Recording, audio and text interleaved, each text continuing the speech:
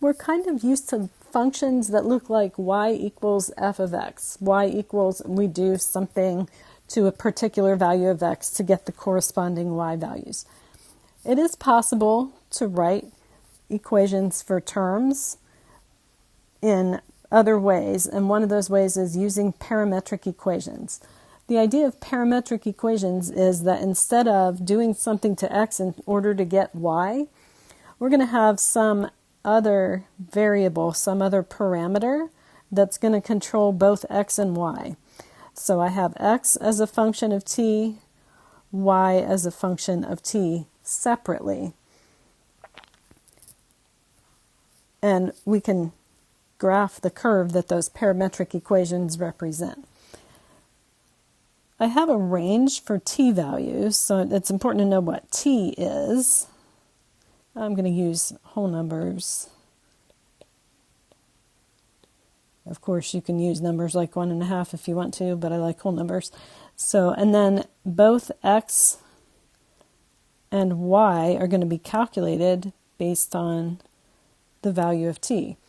So if I start with x equals 2 times t. When t is -2, x is 2 times -2, which is -4. When t is -1, 2 times -1 is -2.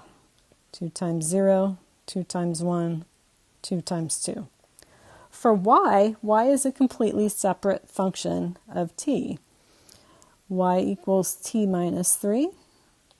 So when y is -2, when t is -2, y is -2 minus 3. When t is -1, y is -1 minus 3. 0 minus 3, 1 minus 3, 2 minus 3. When we graph, this is a graph. It has x and y. There is no room for t on this graph. So t is sort of like the puppet master up there controlling both x and y, but t will never be seen. T is wearing black and blending in with the background. We don't see t on the graph. What we graph is ordered pairs like we always have, x comma y. So we're graphing this way. I'm going to have a point at -4, -5, -2, -4, and so on for the rest of them. Connect the dots, and there it is.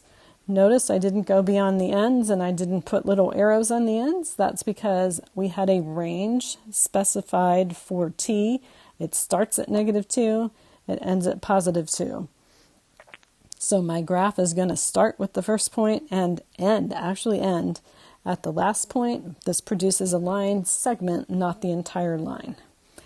You may look at that and say, well, I know what that is. It's a line, y equals mx plus b.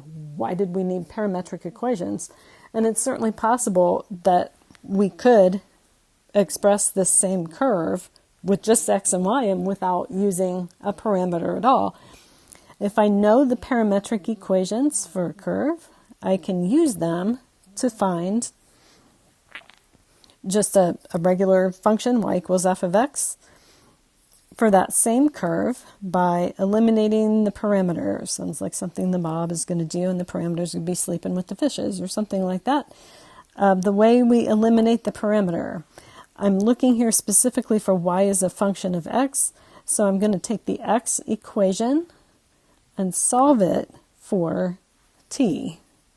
If x is 2t, that means t equals, I'm dividing by 2, t is x over 2.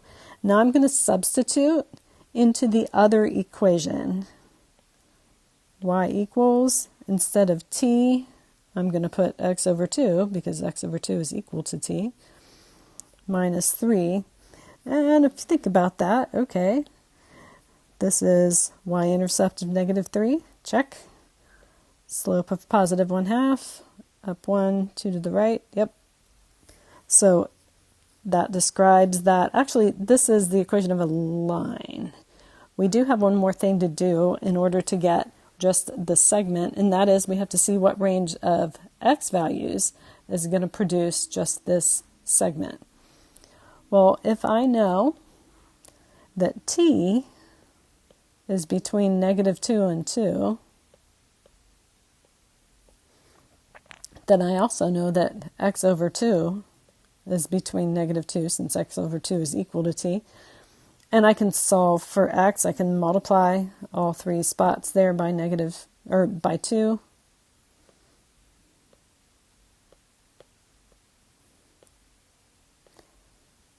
And if you look at the graph, my x values do indeed go from -4 to +4 to produce just that segment.